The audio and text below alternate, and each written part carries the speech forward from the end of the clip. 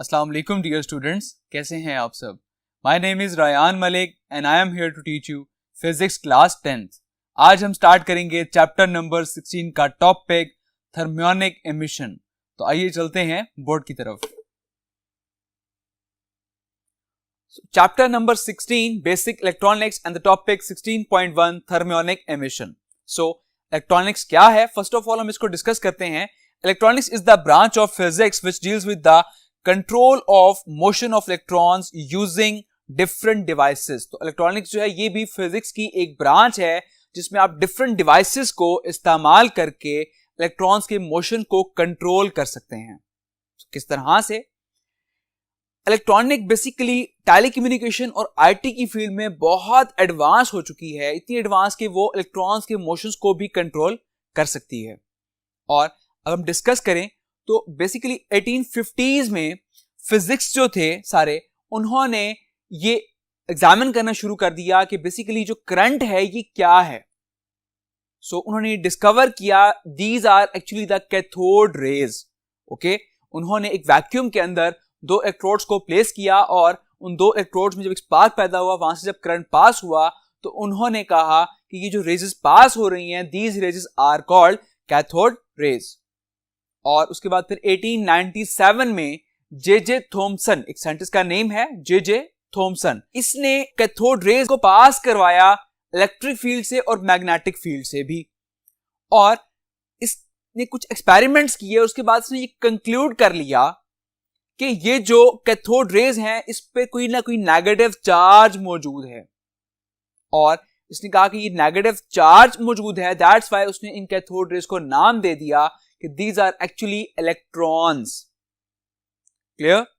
सो ये बोर्ड में एमसीक्यू आ सकता है, ये आपको याद होना चाहिए ये name, that is J Thomson. इसने कैथोड रेज को फर्दर डिस्कवर किया कि उसके ऊपर नेगेटिव चार्ज प्रेजेंट होता है और उस नेगेटिव चार्ज को हम कहते हैं इलेक्ट्रॉन्स। ओके, सो 1897 में जे थॉमसन ने ये डिस्कवर किया था। ये नाम आपको याद होना चाहिए, ये आपसे एमसीक्यूज में पूछा जा सकता है। Clear? Now what is thermionic emission? जैसे कि आपको नाम से पता चल रहा है, therm mean heat and emission mean बाहर निकलना। एंड एज यू नो कि मेटल्स जो हैं उनमें फ्री इलेक्ट्रॉन्स मौजूद होते हैं, लेकिन अगर हम एक रूम टेम्परेचर की बात करें तो रूम टेम्परेचर में वो जो इलेक्ट्रॉन्स हैं, फ्री इलेक्ट्रॉन्स जो हैं मेटल में, वो उसमें मौजूद होते हैं, वो बाहर नहीं निकल रहे होते। लेकिन जैसे ही हम एक हाई टेम्परेचर पर लेकर आते हैं उस मेटल को, तो उस हाई टेम्परेचर में वो जो इलेक्ट्रॉन्स हैं, फ्री इलेक्ट्रॉन्स, वो एक सफिशिएंट एनर्जी गेन कर लेते हैं। और उसके गेन करने से होता क्या है कि वो इलेक्ट्रॉन्स भी एक स्पेसिफिक डायरेक्शन में मूव करना स्टार्ट कर देते हैं। सो जैसे ही वो इलेक्ट्रॉन्स बाहर निकलते हैं, this is basically called thermionic emission, कि आप उस मेटल को हीट कर रहे हैं, एक हाई टेम्परेचर पर लेकर आ रहे हैं। जैसे ही हम उसको हाई टेम्परेचर पर लेकर आएंगे, वो फ्री इलेक्ट्रॉन्स वहां से बाहर निकल जाएंगे, दैट मीन एमिट हो जाएंगे। So this is called thermionic emission. Okay, so right the definition. The emission of electron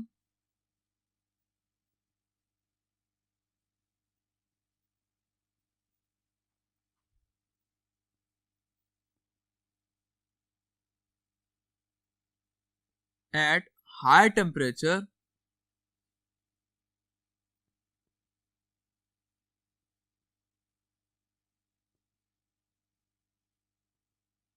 is called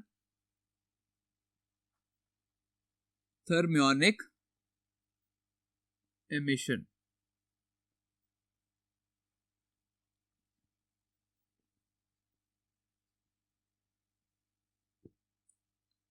Clear? The emission of electrons at high temperature, तो इलेक्ट्रॉन्स का बाहर निकलना किसी भी हाई टेम्परेचर पर, that is called thermionic emission.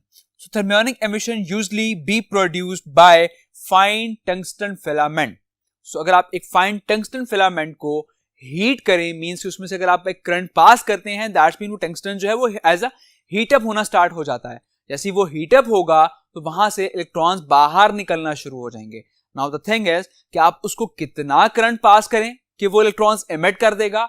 So normally अगर हम उसको 6 वोल्ट या फिर 0.3 एम्पेयर का करंट उसमें से पास करवाएं तो उसमें से इलेक्ट्रॉन्स बाहर को एमिट होना शुरू हो जाएंगे। क्लियर? सो नॉर्मली अगर आप उसमें 0.6 वोल्ट या फिर 0.3 एम्पेयर का करंट पास करवाएं एक फाइन टंगस्टन फिलामेंट में से, तो उसमें से इलेक्ट्रॉन्स बाहर निकलना शुरू हो जाते हैं। तो इस तरह से इस प्रोसेस को हम कहते हैं thermionic emission. Clear? Now investigating the properties of electrons. तो आपने इलेक्ट्रॉन्स की प्रॉपर्टीज को इन्वेस्टिगेट करना है कि इलेक्ट्रॉन्स की प्रॉपर्टीज जो हैं वो क्या हैं। एक एक्सपेरिमेंट किया गया जिसमें आप यहां पर देख सकते हैं कि एक फिलामेंट है, इलेक्ट्रिसिटी इसमें यहां से पास की जा रही है और बैटरी जो यहां पर 6 वोल्ट प्रोवाइड कर रही है इसे। और जैसे ही ये 6 वोल्ट इस फिलामेंट में से पास करेंगे तो ये फिलामेंट हीट अप होना शुरू हो जाएगा और इसमें से इलेक्ट्रॉन्स बाहर को एमिट होना शुरू हो जाएंगे। क्लियर?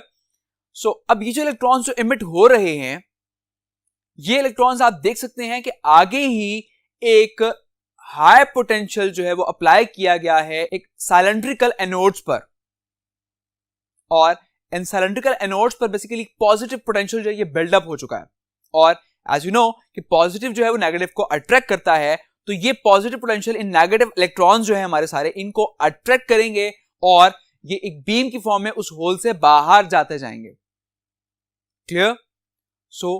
इस एक्सपेरिमेंट से ये कंक्लूड हो गया कि इलेक्ट्रॉन्स जो हैं बेसिकली किस तरह से एमिट हो रहे हैं और फिर फर्दर वो बीम की फॉर्म में किस तरह से मूव कर रहे हैं।